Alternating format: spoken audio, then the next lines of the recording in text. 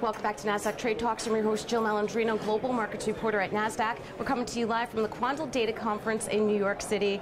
Joining me for this segment, we have Bill Digg with Quandl, and we are going to take a look at alternative data and exactly where we are in the adoption cycle. Bill, it's great to have you back with me. And you know what? Data, that's just a hot topic these days. Where exactly are we? Are we in the first inning? Do we still have a long way to go with full adoption? Yeah, I think it's definitely early innings. So, you know, I think it depends on what kind of player you are in the space. I mean, the hedge funds and sophisticated asset managers who are really data capable have been looking at this for a number of years, and they're sort of comfortable integrating data into their investment strategies. And now they're facing problems of scale.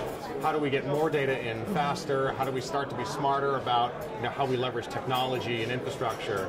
If you look at some of the other players, some of the more traditional asset managers, pension funds, that kind of thing, those folks are still trying to convince themselves of the value of alt data. Where does it fit in my investment decision-making process? So I think there's sort of a long slog to go in terms of getting that into their process in a more systematic way. Well, it's so interesting with data because quant models, for example, kind of everyone has the same setup for it, but with data, there's just so much out there, and how you use that in the end game is what makes every investment process so much more different than traditional fundamental or quantitative analysis. Yeah, exactly, and I think that's what's so exciting about alt data.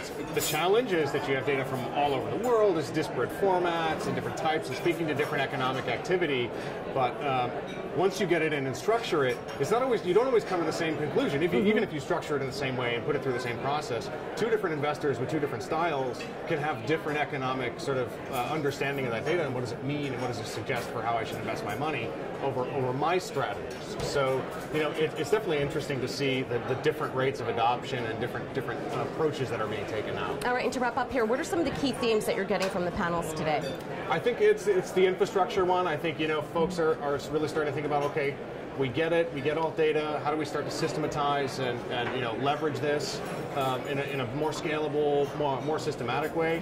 And I think the other trend is, we're starting to see more adoption from folks like, private equity, venture capital, fixed income, commodities, private debt, and even corporates are starting to think about this stuff in a more serious way. So very exciting times. All right, Bill, thank you so much. Great to catch up with you as always. And thank you for joining me throughout the day. I'm Jill Malandrino, Global Markets Reporter at Nasdaq.